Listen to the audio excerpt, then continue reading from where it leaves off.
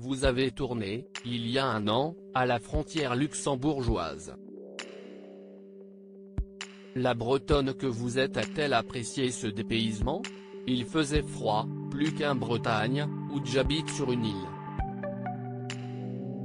Je ne connaissais pas la Lorraine. L'intérêt de cette série est justement de découvrir des régions, leur histoire.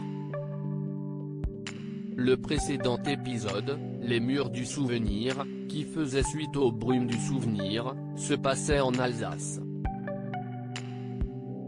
Les Hauts-Fourneaux, Lorraine Cœur d'Acier, qui était la radio libre locale de la CGT dont il est question dans l'épisode de ce soir.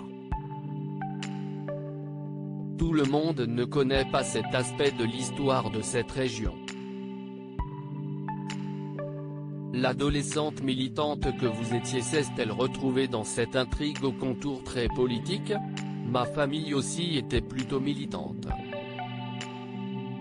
Un ami de mon père travaillait autrefois dans ces Hauts-Fourneaux. Je connaissais cette partie de l'histoire régionale.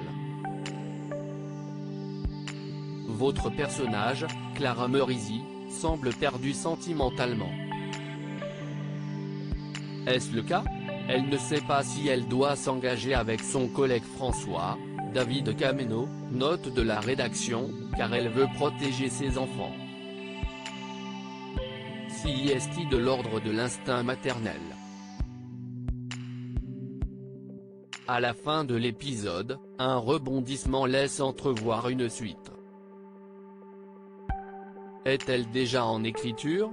Je ne peux pas vous le dire, car je ne sais pas. J'ai arrêté de chercher à comprendre certaines choses. Mais ce serait bien, car il y a d'autres histoires passionnantes à raconter en France. Qu'en est-il de l'autre série dont vous êtes l'héroïne, Mongeville? Va-t-elle vraiment s'arrêter? Je ne sais pas. Ça va s'arrêter. Mais peut-être pas. En juillet, en 15 jours, nous avons terminé les 2 épisodes que nous avions commencé juste avant le premier confinement. Une pétition circule pour sauver Mongeville. Qu'en pensez-vous? Si est hyper touchant. Cette série a une solide base de fans. Et d'ailleurs, les audiences sont bonnes, 5,5 millions de téléspectateurs le 21 novembre, note de la rédaction. Quelles sont vos envies? Des projets plus petits, revenir au cinéma. Pourquoi pas dans un film d'horreur? J'ai envie de fantaisie.